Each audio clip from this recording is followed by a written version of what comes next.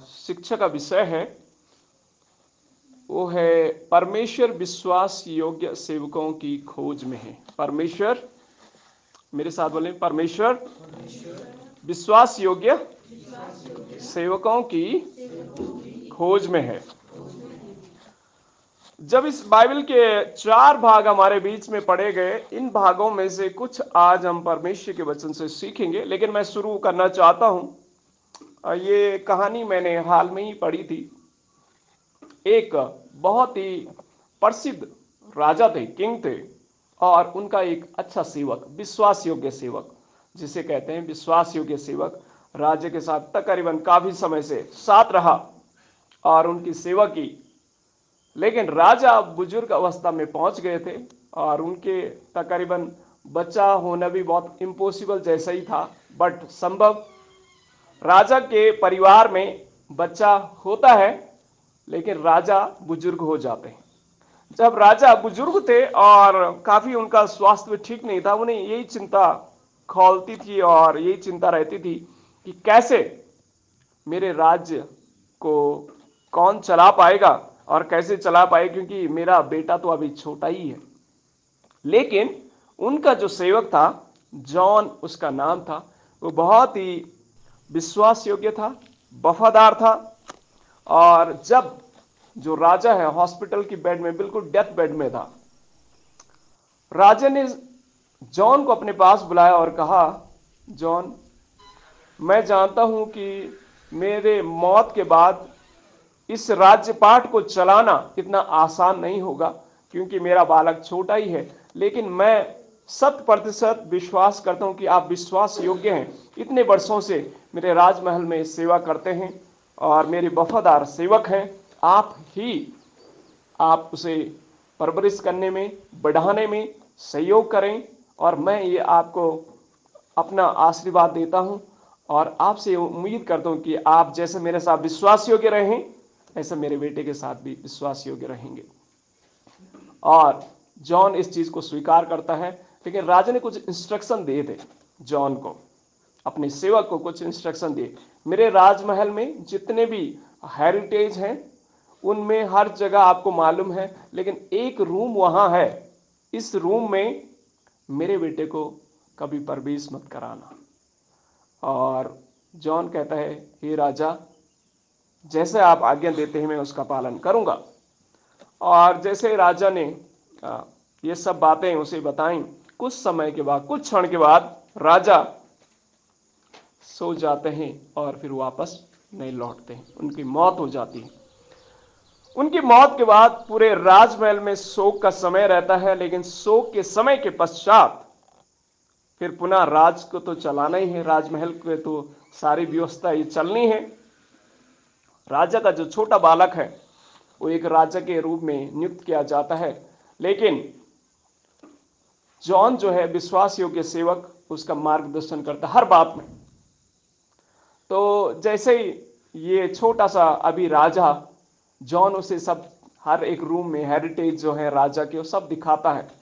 तो up state से लेकर डाउन स्टेट तक, यानी ऊपर से लेकर नीचे तक राजमहल के हर एक जगह उस छोटे राजा को दिखाया जाता है। लेकिन एक रूम जो राजा ने मना किया था, उसको जॉन जो उसे नहीं दिखाता है। लेकिन ये बहुत जिद करता है, कहता है, नहीं, मैं राजा हूं, मेरी बात आपको माननी पड़ेगी, क्यों नहीं खोल रहे उसको? सारे रूम तो मैंने देख लिए, एक वो नहीं देखा। उसने कहा कि आपके पिता ने मना किया है इसको खोलने के लिए, इसलिए माफी चाहता हूं कि मैं उसे नहीं खोल सकता हूं। तो ये बहुत जिद करता है और जिद करके दरवाजे को तोड़ने के लिए बिल्कुल कोशिश करता है। तो जॉन ने उसे कहा, प्लीज ऐसा मत कीजिए राजा। लेकिन वो कहता है कि अगर ये दरवाजा नहीं खोलोगे तो इससे भी बहुत अपशगुन हो जाएगा, ये बेटर है आप खोलो। तो उसने कहा था कि राजा ने कहा उसको खोलना नहीं, क्योंकि खोलोगे तो अपशगुन कुछ हो जाएगा राजमहल में। उसने कहा नहीं, उसको खोलो, अगर नहीं खोलोगे तो तब होगा। तो जिद करते हुए जॉन के पास कोई ऑप्शन नहीं था, क्या करता?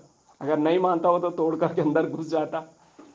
तो जॉन ने जस्ट चाबी निकाली, खोला। जैसे ही वो राजा उस रूम के अंदर प्रवेश करता है, बहुत ही खूबसूरत एक पेंटिंग थी वहां, और जैसे ही उस छोटे राजा ने उसे देखा, मूर्छित हो गया, गिर गया नीचे और बेहोश हो गया। बेहोश होकर के राजा को रूम में लाया जाता है।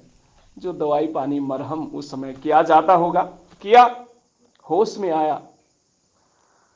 होश में आया तो राजा ने यही कहा, मुझे उससे ही शादी करनी है। ये लड़की कौन है, खूबसूरत। वो पिक्चर में उसने देखी, बहुत खूबसूरत थी वो। कहा, ये जो आपने पिक्चर मुझे दिखाई, मुझे ऐसी से ही शादी करनी है। बस मुझे उससे प्रेम हो गया। अब कैसे करो, लेकिन मुझे उससे ही शादी करनी है, मुझे उससे प्रेम हो गया। जॉन क्या करता, जॉन को ये जानकारी तो थी, राजा ने बताया था कि गोल्ड महल में एक रानी, एक खूबसूरत राजा की लड़की है, और वो वहां उसको हासिल करना इतना आसान नहीं, क्योंकि उसे सोना चाहिए, गोल्ड चाहिए। तो राजा को जब ये जानकारी दी जाती, उसने अपने राजमहल में जितने भी हेरिटेज था सारे उठा करके, जितना सोना था सब ले करके अपने एक समुद्री जहाज के अंदर रखा। और जहाज में रखते हुए जो थोड़ा बहुत और भी संपत्ति राजा की थी वो सब बेच दिया। और बेचते हुए सोना उससे खरीद के पूरा एक जहाज जो है उस सोने से लादते हुए उस राजमहल की ओर जाते हैं। गोल्ड गोल्ड महल की ओर जाने के लिए प्रवेश करते हैं। जॉन भी साथ है। जॉन के पास कोई ऑप्शन नहीं, हो तो बेचारा बेसहारा सेवक, विश्वास योग्य सेवक साथ जा रहा है। प्रवेश करते हैं उस गोल्ड यानी सुनहरे राजमहल के पास पहुंचते हैं। और जॉन जो है, जॉन को राजा बताता है कि जॉन ऐसा करो, आप आगे जाओ, मैं नहीं जाऊंगा। तो जॉन आगे जाता है और जैसे उस राजमहल के पास पहुंचता है, वहां पर वो खूबसूरत, वो जो राजा की बेटी है, पानी भरने के लिए आई है। और दो सोने के जो मटके होते हैं, मटके टाइप के, उससे पानी भर रही थी। और ये जॉन वहां पर खड़ा होकर के, कुछ सोना इसके पास था, बेचने का एक ये कर रहा है। तो जैसे उसने देखा, क्योंकि उस जो राजा की लड़की थी उसे सोना बहुत पसंद था, उसने देखा, अरे ये कहाँ से आपको मिला है। तो उसने कहा कि मैं एक व्यापारी हूँ, और मैं तो मालिक नहीं हूँ, मैं जस्ट एक व्यापारी हूँ, लेकिन मालिक जो मेरा उसका बहुत ही सोना है। तो उसने कहा, कहाँ है वो, मैं देखना चाहूँ। उसने कहा कि वो उस नदी के किनारे में उस जहाज के अंदर बैठा हुआ है। तो उसने कहा, मैं देखना चाहती हूँ क्या क्या सोना और है उसके पास। तो रानी को, वो जो राजा की लड़की थी, उसे समुद्री जहाज के अंदर रखा आती है देखने के लिए। और जब देखती, उसमें तो बहुत ही कैबिन बने थे सोने सोने से। और तकरीबन उसे काफी टाइम लग गया देखते देखते, उस जहाज के उस शिप के अंदर वो अपने सोने को देखते देखते बहुत टाइम लग गया। और राजा ने कहा, इस समुद्री जहाज को निकाल करके राजमहल की ओर लेके चलो। और जब उसने लास्ट जो कैबिन था या रूम था सोने का देखने के लिए वापस आ रही थी, उसने कहा, अब मुझे उतर जाना है वापस, मैंने सब देख लिया है। तो जब उसने सामने गेट के आई, तब तक वो दूसरे राजमहल में पहुंच चुकी थी, बहुत देर हो चुकी थी। हुआ क्या, उस राजे को पता चलता है जिसकी बेटी गायब है, पूरी फोर्स के साथ आता है। और आप समझ सकते हैं अंत क्या होगा। तो ये कहानी यहाँ पर समाप्त होती है कि उसका जो जीवन है, और ना वो रानियों से मिलती है, ना उसका राजमहल हो रहता है, सब कुछ समाप्त हो जाता है। आज का जो हमारा संदेश है, परमेश्वर विश्वास योग्य सेवकों की खोज में है। जॉन तो विश्वास योग्य था, बट उसका जो बेटा था, राजा का बेटा, वो विश्वास योग्य नहीं रहा उन बातों में जो पिता ने कही थी। जब आप और मैं विश्वास योग्यता में चूक जाते हैं, सब सर्वनाश हो जाता है, सब समाप्त हो जाता है। विश्वास योग्यता एक ऐसा गुण है, एक ऐसी योग्यता है, अगर आपके जीवन से वो चली जाए ना, तो आपके पास शायद बहुत सारी चीजें हो सकती, सब क्या हो जाएगा, समाप्त हो जाएगा, चूर हो जाएगा, नष्ट हो जाएगा। और ये यहां से उस राजा के बेटे ने उस विश्वास योग्यता को खो लिया, जो पिता ने उसे कहा था, बेटा मेरी बातों को माना। एक चीज से भी चूक हो जाना, एक बात से भी चूक हो जाना, मतलब क्या है, सब कुछ समाप्त हो जाएगा। आज जो हमने बाइबल के पाठ को पढ़ा, जस्ट मैं आपको बताना चाहता हूं, पहली बात जो बताना चाहता हूं, पहला राजा उसका 8 अध्याय से जब 22 से 30 तक आप पढ़ेंगे तो वो पहली बात जो हमें सीखने को मिलेगी वो ये है, हमेशा परमेश्वर के सम्मुख दीनता से जिए। परमेश्वर के सम्मुख दीनता से जीने का मतलब क्या है? सोलोमन, जब आप पढ़ेंगे, सोलोमन एक बहुत ही बुद्धिमान था, बहुत ही ज्ञानवान था, इसके पास सोना था, चांदी था, सब कुछ इसके पास था, लेकिन सोलोमन जो है विश्वास योग्य बना रहा और अपने आप को उसने दीन किया। ये हमें कहां से सीखने को मिलता है? जब आप वचन 27 में पढ़ते हैं, क्या परमेश्वर सचमुच पृथ्वी पर वास करेगा? स्वर्ग में वरन सबसे ऊंचे स्वर्ग में भी तू नहीं समाता, फिर मेरे बनाए हुए इस भवन में कैसे समाएगा? आप थोड़ा सोचिए मेरे साथ। सोलोमन ने अपना धन दौलत सब कुछ लगाया, अपना समय लगाया और एक इतना खूबसूरत राजमहल को खड़ा किया। और इस राजमहल को खड़ा करते हुए सोलोमन खड़े होकर कह सकता, ये मैंने किया है, ये मैंने बनाया है, ये सोना आप देख पा रहे हैं, ये मैंने किया है, ये खूबसूरत मंदिर आप देख पा रहे हैं, मैंने किया। नहीं, सोलोमन अपने आप को दीन बनाता है। वो कहता है, हे परमेश्वर, ये सब कुछ तो आप ही ने बनाया, स्वर्ग को बनाया आपने, पृथ्वी को बनाया है, ये सारा आपने बनाया परमेश्वर। तो कहते हैं मेरे बनाए हुए इस भवन में कैसा समाएगा? यानी इसके अंदर घमंड नहीं था, सोलोमन के अंदर दीनता थी। वो दीन स्वभाव था उसका, एक नम्र स्वभाव का था। नम्र स्वभाव हमें सोलोमन के जीवन में देखने को मिलता है।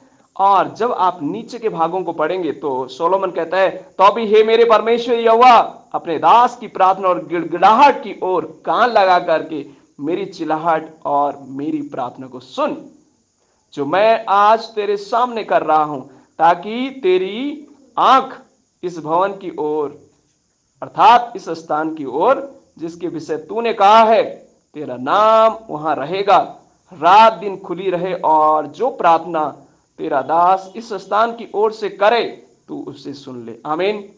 मैं आपको जो आज उत्साहित करना चाहता हूं ये है, परमेश्वर के सामने अपने आप को दीन बना के रखें। परमेश्वर के सामने अपने आप को दीन बना के रखें। जब आप और मैं परमेश्वर के सम्मुख अपने आप को दीन बनाते हैं, बाइबल कहती है कि परमेश्वर में क्या बनाता है? श्रोमणि बनाता है। श्रोमणि का मतलब क्या है? परमेश्वर में उठाता है। सोलोमन को उठाने वाला कौन है? परमेश्वर। आप सोच सकते हैं, एक सौतेला पुत्र, जिसके सौतेला पुत्र था ये दाऊद का असली अपना लाइक विवाह के साथ, ऑफ कोर्स दाऊद ने विवाह करके बैतशेबा के साथ विवाह करके उसे वापस लाया, लेकिन ये जो है उसके परिवार में एक बहुत ही नेगेटिव इन्फ्लुएंस के साथ वो आया है। लेकिन सोलोमन घमंड कर सकता है कि देखो मुझे ये सब मिला है, लेकिन सोलोमन जानता है उसके रूट कहां से। अपने आप में कभी भी घमंड ना करें। घमंड जो है किसका रूट है? शैतान का। वो ऐसा बीज है जो आपको मुझे नष्ट कर देगा। लेकिन परमेश्वर, महान परमेश्वर के सामने जब आप अपने आप को दीन बनाते हैं, परमेश्वर में श्रोमणि बनाता है। मैं जब सोच रहा था, दाऊद के अपना पुत्र था अबसलोम, बहुत ही हैंडसम, बाइबल कहती बहुत ही हैंडसम था, बहुत ही बुद्धिमान भी था वो। लेकिन मालूम है क्या हुआ? सोलोमन, अबसलोम का जीवन अंत हो गया। उसके अंदर अहंकार आ गया, उसके अंदर घमंड आ गया। और इवन जब आप उसके इतिहास को पढ़ेंगे तो उसने तो ऐसी योजना बनाई कि अपने पिता को मरवा दे, अपना पिता का सर कलम करके खुद राजा बनना चाहता था।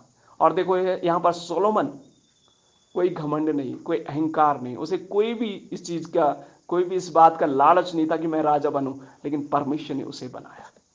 जब आप और मैं अपने आप को दीन करते हैं, परमेश्वर में श्रोमणि बनाता है।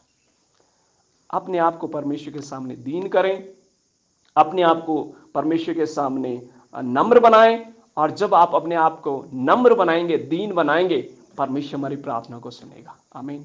आज आपकी मेरी प्रार्थना क्यों नहीं सुनी जा रही? कारण मालूम है क्या है? हम कई बार कहते हैं, हे प्रभु मैं रोज तुझसे प्रार्थना करता हूं, उपवास भी करता हूं, वचन भी पढ़ता हूं, सब कुछ है प्रभु, लेकिन हमारी प्रार्थना ही नहीं सुनी जा रही, क्योंकि हमारे अंदर वो दीनता का स्वभाव नहीं है। वो दीनता परमेश्वर हमसे चाहता है। परमेश्वर स्वयं प्रभु यीशु मसीह स्वर्ग का सिंहासन छोड़ करके गौशाला में जन्म लिया। मतलब क्या है? अपने आप को क्या किया? नम्र किया। और वो स्वभाव हमसे चाहता है। ऑफ कोर्स हो सकता है आपके पास टैलेंट हो सकता है, ऑफ कोर्स आपके पास पैसा हो सकता है, ऑफ कोर्स आपके पास संसार की जो सारी चीजें, एबिलिटी, स्किल जो है सब आपके पास हो सकता है। अगर आप और मैं, दीनता हमारे जीवन में नहीं है ना, परमेश्वर के सामने मालूम है क्या है, कूड़ा करकट है। जब आप आगे पढ़ोगे वचन में, हम आगे के भाग में जब जाएंगे, परमेश्वर कहता है कि ये सब घृणित है वस्तुएं हैं मेरे सामने। जो इंसान के सामने संसार में जो आप समझ सबसे महान है, सबसे इंपॉर्टेंट है, परमेश्वर के सामने सब चीजें क्या है, घृणित है। घृणित मतलब जिस चीज से हम क्या करते, छी छी छी, है ना, वो है घृणित चीजें, जिसके आप पास भी नहीं जाना चाहते हैं, जिसको आप छूना भी नहीं चाहते। परमेश्वर के सामने वो चीज, अपने आप को दीन बनाए। जब आप में अपने आप को दीन बनाएंगे, परमेश्वर हमारी प्रार्थना को सुनेगा। मैं सोच रहा था, सोलोमन के पास इतना सोना था, इतना चांदी था, इतनी सेना थी, इतने लोग थे। सोलोमन चाहता किसी को, भाई मेरे लिए ये सामान लेके आ जाओ, उसके लिए आता था। लेकिन उसका उस चीजों में घमंड नहीं है, उस चीजों से कोई ये नहीं है उसका। लेकिन वो कहता, प्रभु तेरे भवन में आकर के जो कुछ मांगेंगे आपसे, प्रभु हमारी प्रार्थना को सुन लेना। यानी इससे जाहिर होता है, सोलोमन पहले परमेश्वर से मांगता, प्रभु मेरे राजभवन, तेरे राजभवन बनाने के लिए ये चीजें चाहिए, प्रभु आप मदद करें। और परमेश्वर उसकी प्रार्थना को सुनता होगा, लोगों को खड़ा कर दे। दूसरा राजा कहता है, हे राजा सोलोमन, आप भवन बना रहे, ये लकड़ी कहां से आएगी, मैं दूंगा, ये देवदार की लकड़ी मैं दूंगा। वो जानता है कि इंतजाम करने वाला कौन है। फिर आता होगा कोई उससे मिलने के लिए, सोलोमन राजा ये पत्थर कहां से आएंगे। फिर वो कहता है, अरे मेरे राजमहल में मैं भेज दूंगा आपके लिए। परमेश्वर इंतजाम करता। वो मांगता किसे, परमेश्वर से मांगता। क्योंकि सोलोमन का कोई इन्फ्लुएंस तो था नहीं उस समय, कोई पहचान नहीं थी उसकी। वो तो सभी उसे जानते हैं, इसका बेटा है, किसका, बैतशेबा का बेटा है।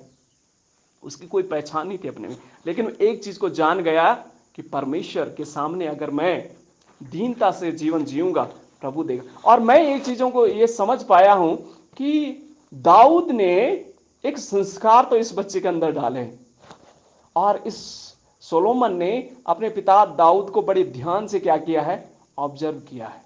वो जानता है कि मेरे पिता ये भेड़ बकरी चराने वालों को सारा इतिहास अपने पिता का मालूम है, और उसे मालूम है जब एक भेड़ बकरी चराने वाला एक राजा बन सकता है, ये बना कैसे, उसके रहस्य को जरूर सोलोमन ने कोशिश की वो जानने की। और दाऊद ने बताया, बेटा सोलोमन ऐसा ऐसा मेरी जिंदगी में हुआ। और वो विश्वास, वो आशा, वो भरोसा सोलोमन के अंदर एक बीज के समान क्या बनता गया, बढ़ता गया। और सोलोमन क्या हो गया, स्ट्रांग हो गया प्रभु में, और हर चीज में उसका जो भरोसा और विश्वास है परमेश्वर पर हो गया। और वो दीन, अपने आप को उसने क्या किया, दीन किया। और दीन जब किया, परमेश्वर ने से शिरोमणि बना। आज आप उठना चाहते हैं, संसार के दृश्य में अगर आप उठना चाहते हैं, आप कहेंगे ना मैं दीन बनूंगा, आप तो फिर कीड़े मकोड़े हैं उनके सामने। इंसान के सामने दीन बनने का मतलब क्या है, आपके पास शासन किया जाएगा। परमेश्वर के सामने दीन बने। दीनता का मतलब ये नहीं है कि भाई आप चुपचाप बैठे रहो, मुंह आपका लंबा रहे हैं, आप चुपचाप रहो, मुंह खोलो नहीं, वो नहीं दीनता का मतलब। दीनता का मतलब क्या, अपनी ये एबिलिटी में नहीं घमंड, परमेश्वर पर घमंड करो। प्रभु तू इंतजाम करेगा, परमेश्वर तू मदद करेगा, तू सहायता कर, अपनी एबिलिटी में नहीं, अपनी स्किल में नहीं, परमेश्वर पर भरोसा कर। ऑफ कोर्स आपके पास टैलेंट, योग्यता सब कुछ होगा, लेकिन उन पर न घमंड करते हुए परमेश्वर पर घमंड करें। मैं जस्ट आगे बढ़ना चाहता हूं। दूसरा भाग जो हमारे बीच में पढ़ा गया वो था भजन संहिता, उसका 42 अध्याय। और भजन संहिता 42 अध्याय को भजनकार बड़ी प्यार से बहुत सुंदर सुंदर बातों को, यानी दृश्य को और पिक्चरों को इस्तेमाल करता है। ये एक्चुअली ये जो भजन है कोरवंशियों के द्वारा लिखा हुआ है भजन है। और इवन ये कोरवंशी जो थे ये परमेश्वर के आराधक थे, परमेश्वर की आराधना करने वाले पुत्र थे। और इन लोगों ने भी बड़े ध्यान से इस चीज को समझा है। वो कहते हैं, जैसे हिरनी नदी के जल के लिए हाँफती है, वैसे ही हे परमेश्वर मैं तेरे लिए। हाँ, तो आप में से कितने हैं जिन्होंने जंगल में हिरनी को देखा है, हिरन को देखा है? देखा है? आपने नहीं देखा? टीवी में तो देखा होगा ना, हाँ कहीं तो देखा है। ओके, हिरनी के अंदर आप एक चीजों को बड़े ध्यान से ऑब्जर्व करना, ये जो है जंगल में भटकती रहती है और चैन से रहती भी नहीं है और भटकती रहती है, लेकिन प्यास के लिए जब ये प्यासी होती है ना, जल के लिए कितनी भी कोशिश करने, भले उसके पीछे शेर जाए या जंगली जानवर जाए, पानी के लिए ये जरूर झरने के पास जाती है। और जब वो झरने के पास जाती, अगर कोई जंगली जानवर भी उसका पीछा करने की कोशिश करे ना, ये पहले पानी पी लेगी तसल्ली से, तभी जा करके आगे अपने घास खाने के लिए या और काम के लिए आगे बढ़ेगी। तो यहां पर भजनकार कहता है कि जैसे हिरनी नदी के जल के लिए हाँफती है, वैसे ही परमेश्वर मैं तेरे लिए हाँफता हूं। यानी इसको अपनी जान की भी क्या नहीं, प्रभा नहीं है। भाई ये सच बात है, ये हिरनी हो या मोरनी हो, है ना, हिरनी हो या मोरनी हो, जब प्यास लगती है ना, तो कुछ भी हो जाए हमें तो पानी के पास ही जाना है। हमें याद है जब हम छोटे छोटे हुआ करते थे, जब लंबी यात्रा पैदल करनी पड़ती थी, बहुत प्यास लगती थी, और जब प्यास, मेला हुआ करते थे, बहुत पहले की बात है, मेला हुआ करते थे, और उस मेला में कम से कम 2-4 घंटे लगते थे हमें पहुंचने में, छोटे छोटे थे, और उस जंगल में पानी नहीं मिलता था कहीं से, और कई बार तो पानी लेके जाते थे, और जब भूल जाते थे तो बिल्कुल गला सूख जाता था, बिल्कुल गला सूख जाता था। तो लगता था कि कहीं से तो एक बूंद पानी का टपके गले के अंदर जाए, थोड़ा ठंडक मिले। यहां पर भजनकार इस चीज को, दृश्य को याद दिला, जैसे हिरनी नदी के जल के लिए हाँफती है, वैसे ही परमेश्वर मैं तेरे लिए हाँफता हूं। यानी यहां पर क्या भजनकार कहना चाहता है, वो एक जिज्ञासा, वो एक प्यास, जब तक वो बूझी नहीं तब तक संतुष्टि नहीं मिलेगी।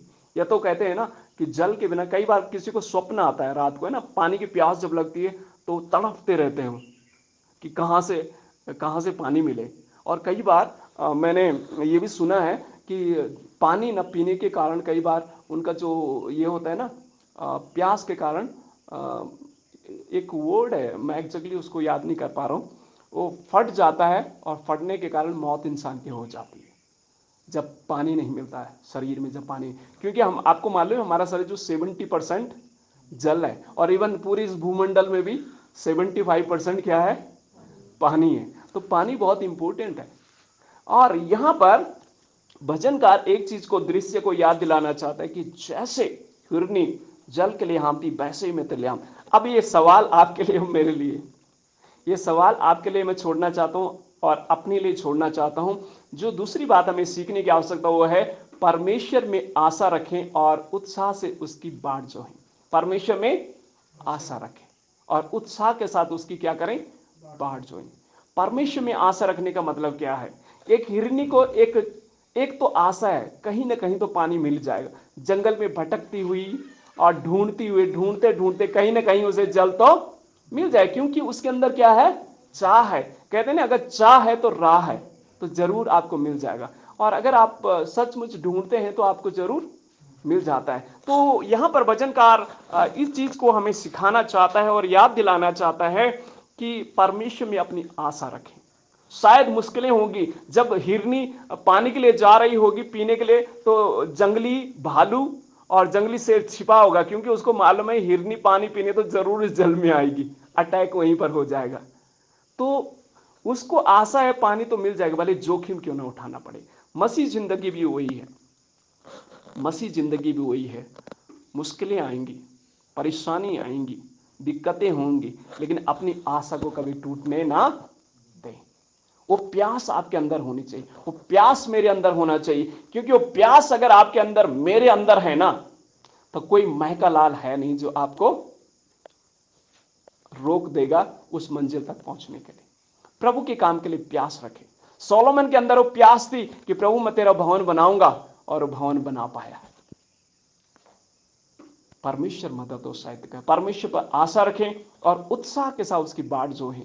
और जब आप और मैं उसकी बाट जोहेंगे, तो भजनकार कहता है, जब आगे वचनों में आप पढ़ेंगे, वचन 3 में लिखा है, जीवते ईश्वर, हां परमेश्वर का मैं प्यासा हूं, मैं कब जाकर परमेश्वर को अपना मुंह दिखाऊंगा। मेरे आंसू दिन और रात मेरा आहार हुए हैं, और लोग दिन भर मुझसे कहते रहते हैं कि तेरा परमेश्वर कहां है। मालूम है क्या है, भजनकार कुछ न कुछ तो चुनौतियों से होकर के गुजर रहा है।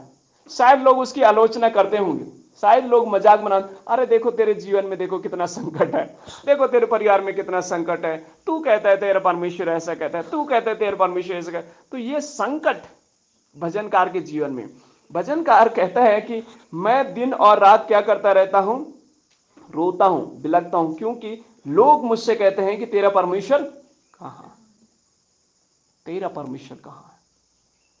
और जब आप नीचे के भागों को पढ़ोगे तो लिखो, यह स्मरण करके मेरा प्राण शोकित हो जाता है कि मैं कैसे भीड़ के संग जाया करता था और जय जयकार और धन्यवाद के साथ उत्सव उत्सव करने वाले भीड़ के बीच में परमेश्वर के भवन को धीरे धीरे जाया करता था।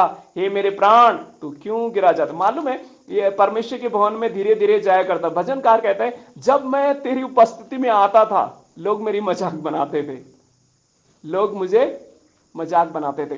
तो यहां पर मैं आपको क्या कहना चाहता हूं, अभी की सिचुएशन में कुछ भी ऐसी ही है ना। अगर हम तुलना करें भजनकार के दृश्य को अपने दृश्य को, तो आज वर्तमान में आप और मेरी स्थिति भी ऐसी है। आज स्थिति उतनी हमारे किसके लिए नहीं है, हमारे फेवर में नहीं है।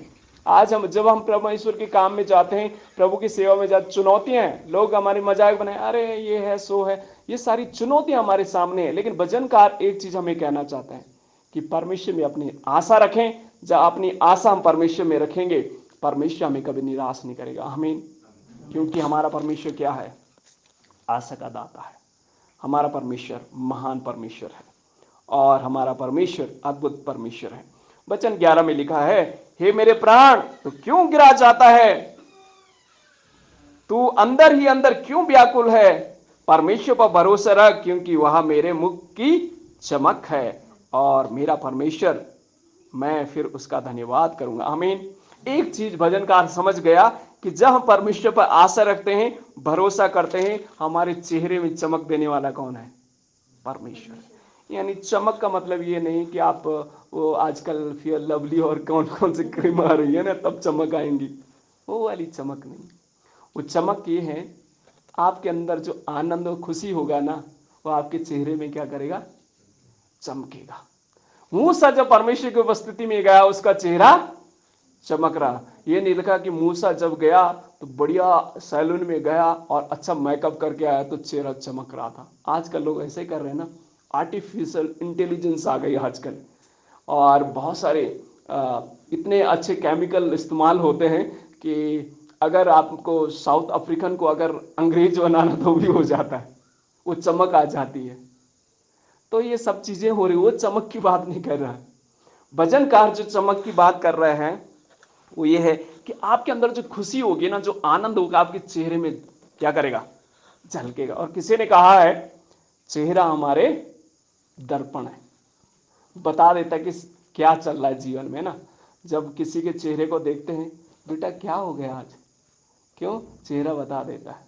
आपने शायद बताया नहीं होगा, लेकिन आपका चेहरा बता देता ना। ये दर्पण है, छोटा सा दर्पण है, परमेश्वर ने एक छोटा सा दर्पण हमारे चेहरे में। वो खुशी अंदर से, भजनकार कहता है कि वो खुशी जो है ना, वो आनंद जो है, वो आपके जीवन में आएगा, चमक बन करके आएगा। और ये सारी चीजें, लोग शायद आपकी मजाक बनाएंगे, लोग आपके तौहीन करेंगे, लोग कहेंगे अरे कौन परमेश्वर, क्या परमेश्वर, ये तेरे परिवार में, घर में ये सारा कलेश, ये सारी मुश्किलें हैं।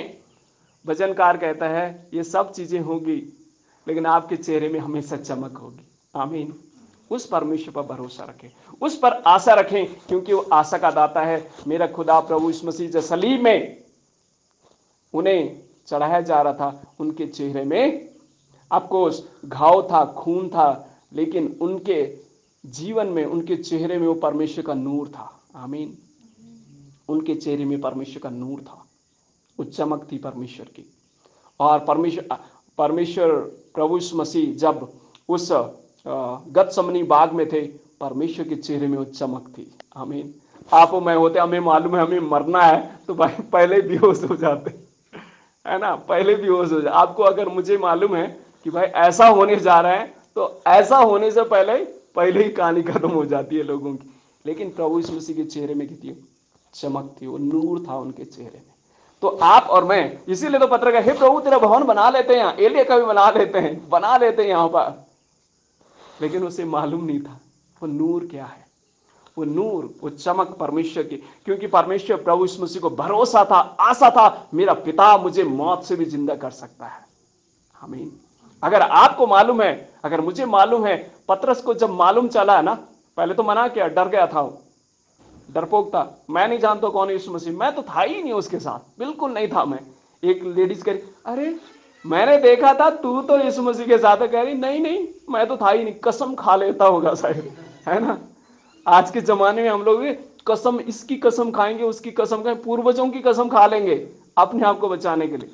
लेकिन मालूम है होता क्या है, वही पतरस, वही डरपोक पतरस कहता है, मुझे मेरा सर ऊपर नहीं, सर नीचे करो और पैर ऊपर करो, मैं मरने के लिए तैयार हूं। किसके लिए? मसीह के लिए। और जब प्रेतों के काम आप पढ़ते हैं ना, उनकी बोल्डनेस को आप देखिए। राजा कहते हैं इसको, अरे मुंह बंद करके रहना, अभी एक बार तो छोड़ दिया तुझे, आगे नहीं छोड़ूंगा।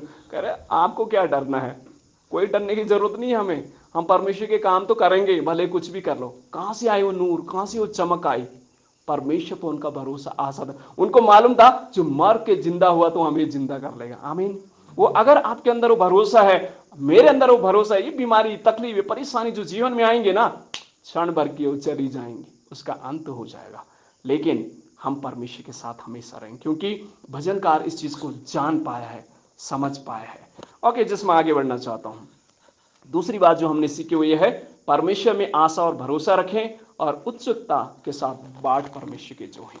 बाट जोने का मतलब क्या है? कई बार आपको मुझे इंतजार करना पड़ेगा, शायद आप प्रार्थना करें, उसका जवाब आपको तुरंत नहीं मिलेगा, इंतजार करें, लेकिन परमेश्वर चमक आपके जीवन में देगा। मैं जस्ट आगे बढ़ना चाहता हूं। हमने तीसरा भाग जो है कुरिन्थियों में पढ़ा, दूसरा कुरिन्थियों, पहला कुरिन्थियों, उसका 1 अध्याय, उसका 21 वचन से लेकर 29 वचन तक हमने पढ़ा। और मैं 26 वचन आपके लिए पढ़ना चाहता हूं। 2 का 26 वचन इस प्रकार से लिखा है। हाँ, 1 का 26 इस प्रकार से लिखा है, हे भाइयों, अपने बुलाए जाने को तो सोचो कि ना शरीर के अनुसार बहुत ज्ञानवान और न बहुत सामर्थी और न बहुत कुलीन बुलाए गए, परंतु परमेश्वर ने जगत के मूर्खों को चुन लिया है कि ज्ञानवानों को लज्जित करे, और परमेश्वर ने जगत के निर्बलों को चुन लिया है कि बलवानों को लज्जित करे। वचन 28, और परमेश्वर ने जगत के नीचों और तुच्छों को, वरन जो है भी नहीं उनको भी चुन लिया कि उन्हें जो है व्यर्थ ठहराएं। 29 वचन, ताकि कोई प्राणी परमेश्वर के सामने घमंड न करने पाए, परंतु उसी की ओर से तुम मसीह में हो, जो परमेश्वर की ओर से तुम्हारे लिए ज्ञान ठहरा, अर्थात धर्म और पवित्रता और छुटकारा। आमीन। आगे तीसरी बात जो हमें सीखने को मिलती है इस पत्री में से, पहला कुरिन्थियों उसका 1 अध्याय, उसके 21 वचन से लेकर उसके 29 वचन तक आप पढ़ोगे तो आपको एक पाठ सीखने को मिलेगा। वो ये है, परमेश्वर ने जो कुछ किया है उसमें ही महिमा करें। परमेश्वर ने जो कुछ किया है या बनाया है, उसी में परमेश्वर की क्या करें? महिमा करें, परमेश्वर की महिमा करें। यहां पर बहुत खूबसूरत बात पौलुस कलीसिया को बताता है, वो याद दिलाता है कि परमेश्वर ने किस लोगों को चुना है। कहता है कि परमेश्वर ने, हे भाइयों, अपने बुलाए हुए जाने को तो सोचो, न शरीर के अनुसार बहुत ज्ञानवान और न बहुत सामर्थी, न बहुत कुलीन बुलाए गए, परंतु परमेश्वर ने जगत के मूर्खों को चुन लिया है कि ज्ञानवानों को क्या करें? लज्जित करे। और परमेश्वर ने जगत के निर्बलों को चुन लिया ताकि बलवानों को लज्जित करे। आप मेरे साथ थोड़ा सोचिए, जब आप प्रेतों के काम में पढ़ते हैं, फारिसी कहते हैं, सादुकी कहते हैं, अरे ये तो अनपढ़ है, ये तो अनपढ़ है, इनके पास ये ज्ञान कहां से आया, किसने इन्हें सिखाया? फिर कोई बीच में कहता, अरे यीशु के चेले थे, यीशु के साथ रहते थे। आमीन। परमेश्वर, और जब परमेश्वर की उपस्थिति में आप रहते हैं, परमेश्वर के साथ रहते हैं, परमेश्वर जो है, आप शायद पहले, मसीह से पहले आप संसार की दृष्टि में शायद आप कुछ भी नहीं होंगे, नीचे होंगे या तुच्छ होंगे, लेकिन परमेश्वर ने इस नीचे और तुच्छ लोगों को क्या बनाया? ज्ञानवान बनाया है। फारिसी उस समय के इतने एक्सपर्ट थे लॉ में, उनको मालूम था ये कॉमा है बेटा, रुक वहीं पर। हमारे हमारे बिशप जो हैं जॉन वो अरेनियस, उनके पापा पास्टर जॉन हम उनको कहते थे। वो कहते बेटा रुक, वहां पर कॉमा है ना, रुक जा तू वहीं पर। उनको मालूम था डॉट कहां पर है, कॉमा कहां पर है, सेंटेंस कहां खत्म हो, पूरा वचन याद था। ये फारिसी लोग भी उस समय बहुत ही ज्ञानवान, बहुत एक्सपर्ट थे लॉ में, उनको मालूम है एक एक वचन को, लेकिन परमेश्वर उनको नहीं चुना। परमेश्वर ने उन्हें नहीं चुना। मालूम है किसको चुना? मच्छी पकड़ने वाले, क्या पियोस है, उनको क्या मालूम है एबीसीडी? उनको चुना, मच्छी पकड़ने वालों को चुना, और उनको चुन करके परमेश्वर ने ऐसा प्रकाशन, ऐसा ज्ञान उनके अंदर भरा। परमेश्वर की महिमा उससे हुई। परमेश्वर उनके जीवन से किसकी महिमा हुई? परमेश्वर की महिमा। क्योंकि वो जान पाए ये तो नालायक थे, ये तो पढ़े लिखे नहीं थे, अनपढ़ थे, लेकिन आज ये बोल रहे क्योंकि यीशु के साथ थे। आप और मैं, शायद आपके मेरी पहचान पहले कुछ भी नहीं होगी, लेकिन जब आप और मैं प्रभु के पास आते हैं ना, परमेश्वर हमारे अंदर ऐसा ज्ञान, ऐसी समझ भर देता है, वो आपको भी नहीं पता चलता है, आपको भी पता नहीं चलता है। परमेश्वर आपको बनाता है बुद्धिमान, परमेश्वर आपको वो आशीष देता है। परमेश्वर अपने आपके जीवन से अपनी महिमा को करता है, क्योंकि हमारा करता है। उसने हमें क्या किया है? बनाया। उसने हमें बुलाया है, उसने हमें चुना है, ताकि हम क्या बने? परमेश्वर की महिमा करें। जो जगत के जो ज्ञानवान है उनको मूर्ख बनाने के लिए किसने, किनको चुना है? परमेश्वर ने हमें चुना है। मूर्ख बनाने का मतलब ये नहीं कि आप अपने ज्ञान के द्वारा दूसरों को मूर्ख बनाए। इसका सिंपल सा मतलब है वो ज्ञान उनके पास नहीं होगा, वो प्रकाशन उनके पास नहीं होगा। फिर उन्हें समझ आएगा यार जो मैं जानता हूं ज्ञान, जो समझ जानता हूं, ये तो कम है, ये तो कम है, इनके पास कुछ अलग ही है, ये किताबों में नहीं है, ये किताबों में ये ज्ञान नहीं है, ये कुछ अलग ज्ञान है। तो उसका मतलब ये है, इसका मतलब ये नहीं है कि वो मूर्ख बन जाएंगे, आप समझ रहे? नहीं, उनके पास प्रकाशन नहीं मिलेगा। वो प्रकाशन कौन आपको देगा? पतरस को देखें, खड़े होकर के संदेश देता है, और 3,000 लोग। अब आप थोड़ा सुनिए, पीएचडी किया हुआ पौलुस 3,000 लोगों को एक दिन नहीं लेके आया।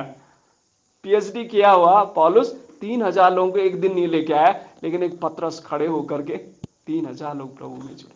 ऑफ कोर्स पौलुस ने जो काम किया उसकी सराहना तो बहुत ही हम कर सकते हैं, बट परमेश्वर ने कैसे पतरस को इस्तेमाल किया। तो जब आप और मैं अपने आप को परमेश्वर के सामने सौंपते हैं, अपने जीवन को परमेश्वर के हाथों में सौंपते हैं, परमेश्वर ने आपको चुना है, मुझे चुना है, वो अपनी महिमा हमारे जीवन के द्वारा करेगा। बट आपको मुझे क्या करना है? विश्वास योग्य रहना जरूरी, विश्वास योग्य रहना जरूरी। पतरस जब विश्वास योग्य बना ना, चमत्कार होना तभी शुरू हुआ। पहले तो भागने वाला था। इवन आपको मालूम है प्रभु यीशु मसीह की जब मौत हो गई, मालूम अपने पुराने व्यवसाय में चला गया, मछली। मैं तो भाइयों माफी चाहता हूं, मैं तो वहीं जाऊंगा, अब दाल रोटी कहां से मिलेगी? यीशु के साथ है तो कम से कम 5 रोटी से तो 5,000 लोग खा लेते, हमारी झोली भी बढ़ जाती, पत्नी और बच्चों के लिए भी एक झोला मिल जाता था शाम को भी ले जाने के लिए। अब तो वो भी खत्म भाई। ऐसा करो, अब मछली पकड़ो और वही बेचो और परिवार को चलाओ। लेकिन मालूम पूरी रात मेहनत की, पूरी रात, कुछ भी नहीं हुआ, कुछ भी नहीं हुआ। प्रभु यीशु मसीह सुबह कहते हैं, हे पतरस भाई राइट साइड जाल डाल। जब डाला तो खींच नहीं पा रहे थे, इतनी भर के आ गई थी। शायद पतरस कह सकते अरे मुझे सिखा रहा है ये अजनबी आदमी, मुझे, मैं तो एक्सपर्ट हूं, है ना, मैं तो प्रोफेशनल हूं इसमें, मुझे मालूम है कहां जाल डालना है, सब मुझे मालूम है। लेकिन जब बात माना है ना, चमत्कार हुआ। आप और मैं जब परमेश्वर के लिए अपने आप को सौंपते हैं, प्रभु चमत्कार करना शुरू कर देता है। परमेश्वर हमारे जीवन में चमत्कार करना शुरू। घमंड ना करें, घमंड ना करें, अपने आप को दीन बनाएं, परमेश्वर श्रोमणी बनाएगा। विश्वास योग्य रहें, प्रभु आपको आशीष देगा। जब परमेश्वर के सामने हम अपने आप को सौंपते हैं तो परमेश्वर अपनी महिमा हमारे जीवन के द्वारा करता है। जैसे मैं आगे बढ़ना चाहता हूँ, चौथा भाग जो हमारे बीच में पढ़ा गया और मैं समाप्त करूंगा उसके पश्चात, लूका उसका 16 अध्याय उसका 9 वचन से लेकर उसका 18 वचन तक हमने क्या किया था, पढ़ा था। 9 से 16, उसका 9 वचन से लेकर 18 वचन तक हमने पढ़ा था। मैं कुछ वचन पढ़ना चाहता हूं। वचन 10 में लिखा है, जो थोड़े से थोड़े में सच्चा है वह बहुत में भी सच्चा है, और जो थोड़े से थोड़े में अधर्मी है वह बहुत में भी अधर्मी है। बहुत सिंपल लॉजिक है ना। आगे वचन 13 में, कोई दास दो स्वामी की सेवा नहीं कर सकता, क्योंकि वह तो एक से बैर और दूसरे से प्रेम रखेगा, या एक से मिला रहेगा और दूसरे को तुच्छ जानेगा। तुम परमेश्वर और धन दोनों की सेवा नहीं कर सकते। वचन 15 में जिस पढ़ना चाहो, उसने उनसे कहा, तुम तो मनुष्य के सामने अपने आप को धर्मी ठहराते हो, परंतु परमेश्वर मन को जानता है, क्योंकि जो वस्तु मनुष्य की दृष्टि में महान है वह परमेश्वर के निकट घृणित है। ओके, जो मैं अंतिम बात आपको बताना चाहता हूं, ये विश्वास योग्य और भरोसेमंद बने। विश्वास योग्य और भरोसेमंद बने। वचन 10 में स्पष्ट लिखा, जो थोड़े से थोड़े में सच्चा है वह बहुत में भी सच्चा रहेगा। सिंपल लॉजिक है ना। अगर आपको मैंने 10 रुपए दिए और 10 रुपए के बोले कि आप 10 चीजें लेके आ जाओ, और आपने क्या किया, 10 में से एक चीज लेके आया और 9 रुपए खा लिए, तो मैं 100 रुपए दोबारा नहीं दूंगा आपको। ये सिंपल लॉजिक है। 100 रुपए दोबारा नहीं दूंगा आपको, क्योंकि आप 10 रुपए में विश्वास योग्य नहीं रहे, इसलिए आपको 100 रुपए में नहीं मिलेगा। ये सिंपल लॉजिक है। ये कहीं भी आप अप्लाई कर सकते हैं इस लॉजिक को। आप अगर आप कहीं भी किसी भी फील्ड में आप रहिए, अगर जो भरोसेमंद है, विश्वास योग्य है, उसको और रिस्पॉन्सिबिलिटी दी जाती है। अगर आपको 100 रुपए दिए, आप उसमें विश्वास योग्य रहे, आपको 1000 रुपए दिया जाएगा। ये नहीं कि आपको मौज मस्ती के लिए और जिम्मेवारी के लिए दिया जाएगा। फिर अगर आप 1000 में विश्वास योग्य, आपको 2000, 10,000, लाख, करोड़, है ना। हम सब पाना चाहते हैं क्या, करोड़ों हम पाना चाहते हैं, लेकिन विश्वास योग्य किसमें नहीं, 1000 रुपए में विश्वास योग्य नहीं। इसीलिए परमेश्वर देता नहीं।